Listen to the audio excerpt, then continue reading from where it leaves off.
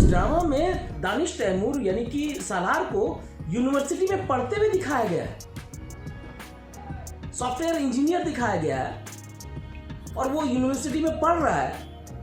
मुझे समझ में नहीं आ रहा कि इस उम्र में कौन सा कोर्स कर रहा है वो भैया, या कितने साल फेल किया है वो। अब यहाँ पे राइटर कहेंगे कि नहीं वो उस वक्त उसको देखा नहीं था या भूल गया।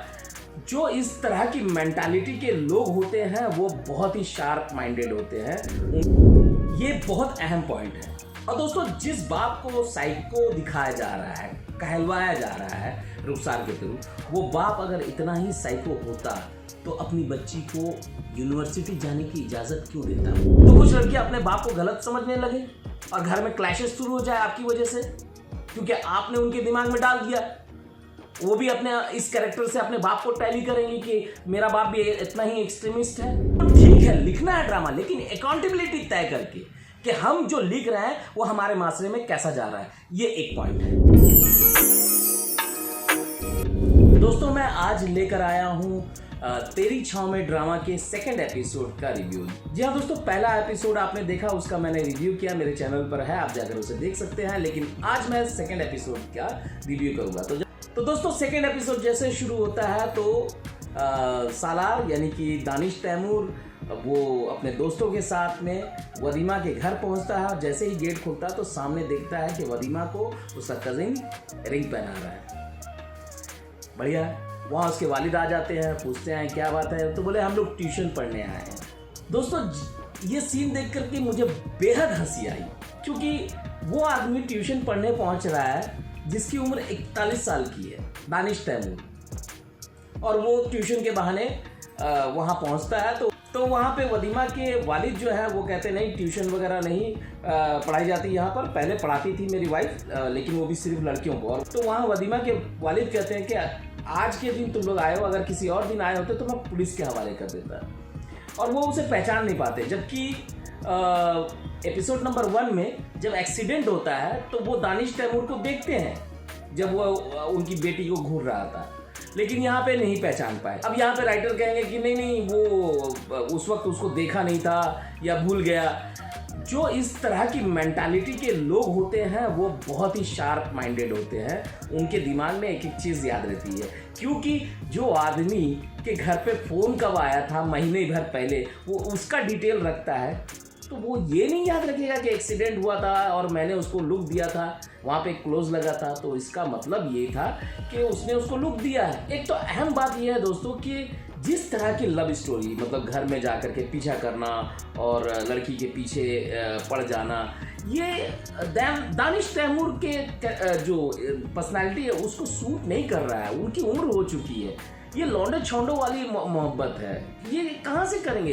एक तो इससे पहले फराज जो दानिश तैमूर का शो है जानिसा, उसमें वो ऐसे ही वो लौंडे वाली मोहब्बत दिखा रहे हैं। 38-40 साल के लोगों को इस तरह की मोहब्बत करते हुए दिखाना, डायरेक्टर राइटर आप लोग सोचिए, कम से कम उर्दू ड्रामा में इस तरह की बेवकूफ़ी कर रहे हैं, मज़ा नहीं आ रहा, इसलिए तो ड्रामा फ्लॉप हो रहा है। अगर यही स्टोरी को थोड़े से और सुधार करके अगर आप एक टीनेज एक्टर को लेते तो वो ज़्यादा इफेक्टिव होता, ज़्यादा इम्प्रेसिव होता, लोगों को मज़ा आता।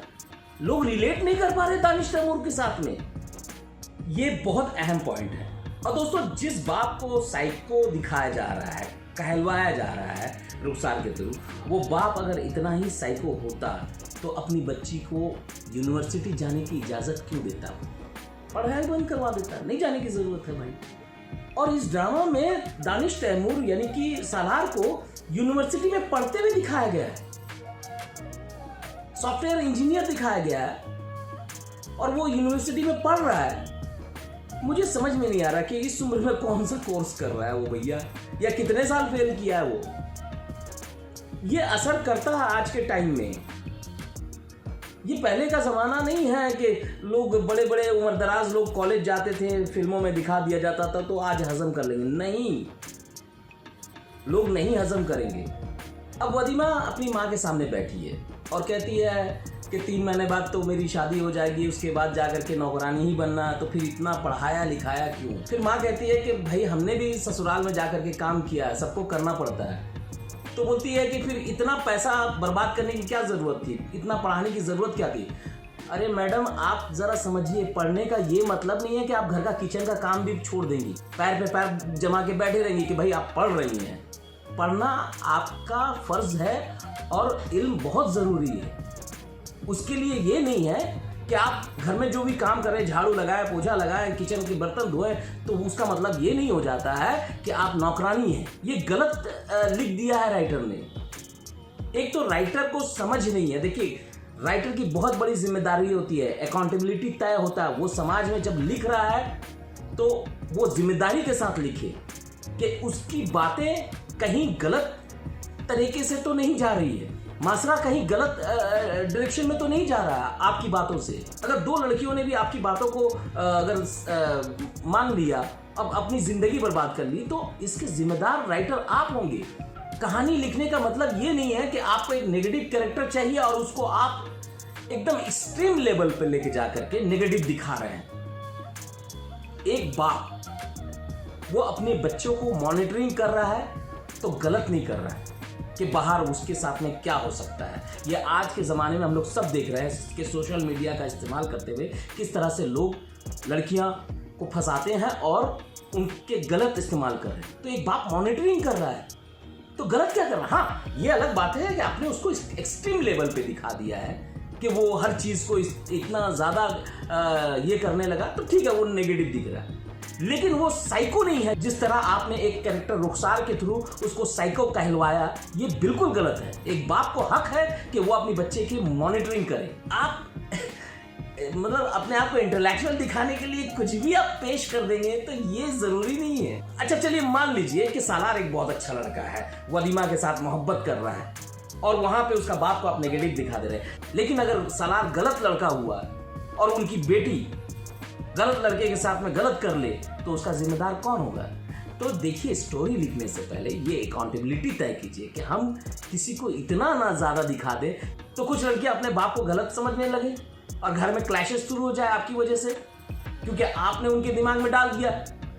वो भी अपने इस कैरेक्टर से अपने बाप को टैली करेंगे कि मेरा बाप भी इतना ही एक्सट्रीमिस्ट है।